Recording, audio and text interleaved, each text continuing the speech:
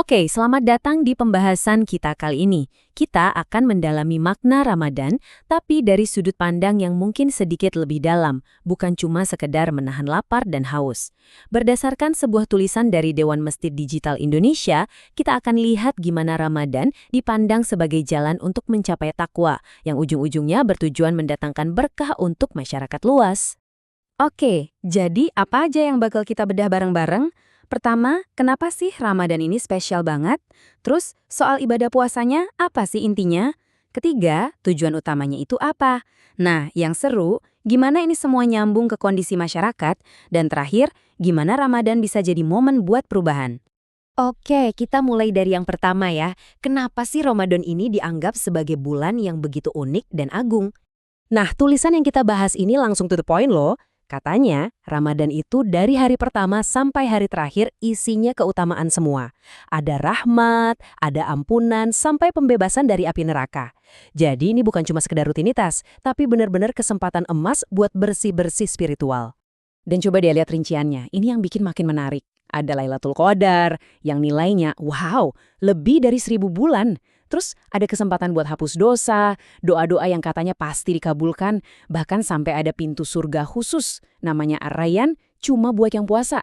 Plus, ada 2 kebahagiaan, pas kita buka puasa, dan nanti pas ketemu Tuhan. Bener-bener digambarkan sebagai bulan yang penuh hadiah kan?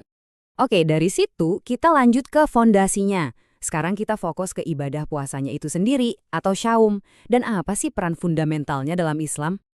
Jadi gini, Islam itu diibaratkan kayak sebuah bangunan. Biar kokoh, butuh pilar kan? Nah, pilar-pilar ini ada 5. Syahadat, sholat, zakat, haji, dan yang kelima ini, Syaum Ramadan, alias puasa. Jadi puasa ini bukan tambahan, tapi salah satu pilar utama yang kalau ditinggalin, ya bangunannya bisa goyah. Poinnya di sini jelas banget, puasa itu bukan sekedar anjuran atau saran, tapi ini perintah langsung dari Tuhan yang sifatnya wajib buat orang beriman. Oke, pertanyaannya sekarang, buat apa sih semua ini? Apa tujuan akhir dari ibadah yang sangat fundamental ini? Nah, jawabannya adalah untuk mencapai sebuah kondisi spiritual yang sangat spesifik. Di sini kelihatan jelas banget hubungannya. Perintah puasa itu satu paket sama tujuannya, yaitu biar kita bisa mencapai derajat takwa. Keduanya nggak bisa dipisahkan. Terus, apa sih takwa itu? Gampangnya, takwa itu kondisi di mana kita sadar terus sama Tuhan. Kita menjalankan semua yang Dia perintahkan dan menjauhi semua yang Dia larang. Jadi, ini soal kesadaran dan kepatuhan total. Nah, ini poin krusialnya. Dalam pandangan ini, yang paling mulia di mata Tuhan itu bukan yang paling kaya, paling punya jabatan, atau dari keturunan mana, tapi yang paling bertakwa. Jadi, takwa inilah standar kemuliaan yang sesungguhnya. Nah, dari sini pembahasannya jadi makin luas dan menarik. Tadi kan kita ngomongin takwa sebagai kualitas individu ya. Sekarang kita lihat gimana sumber ini menghubungkan takwa dengan sebuah visi untuk masyarakat yang lebih besar. Jadi, argumennya gini. Dulu, umat Islam pernah memimpin peradaban dunia selama berabad-abad kan? Nah, menurut teks ini, kepemimpinan itu adalah hasil langsung dari takwa kolektif mereka. Jadi, ketika takwa bukan cuma urusan pribadi, tapi jadi karakter sebuah masyarakat, dampaknya bisa sebesar itu. Lalu, gimana caranya biar bisa kembali ke kondisi itu? Menurut pandangan ini, jalannya adalah lewat penerapan syariah atau hukum Islam secara total di semua aspek kehidupan. Dan penerapan syariah ini menurut sumbernya menjanjikan banyak sekali manfaat nyata, mulai dari keadilan yang nggak pandang bulu, kesetaraan sosial, jaminan hidup buat semua orang, sampai sumber daya alam vital seperti migas dan tambang itu jadi milik publik, bukan segelintir orang. Janji soal kemakmuran ini disajikan sebagai sesuatu yang bersyarat. Jadi, berkah dari langit dan bumi itu akan datang kalau syaratnya terpenuhi, yaitu iman dan takwa dari masyarakatnya secara kolektif.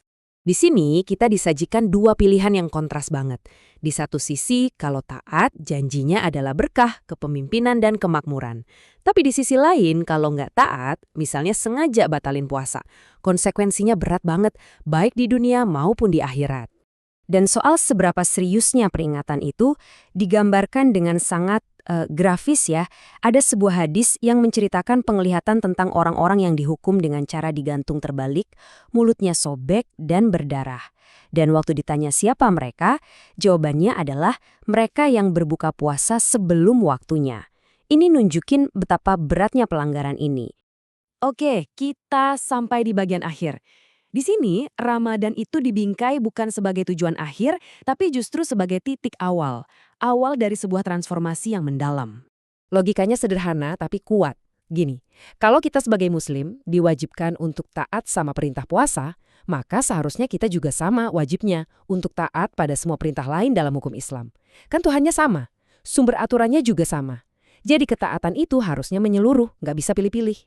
Jadi, poin krusialnya, bulan ini tuh semacam pusat pelatihan atau training ground. Buat apa? Buat nguatin tekad kita dalam menjalankan komitmen yang jauh lebih besar, yaitu menerapkan visi Islam secara utuh di masyarakat. Pembahasan kita berdasarkan teks ini ditutup dengan satu pertanyaan untuk direnungkan bersama. Siapkah kita menjadikan Ramadan kali ini sebagai titik balik?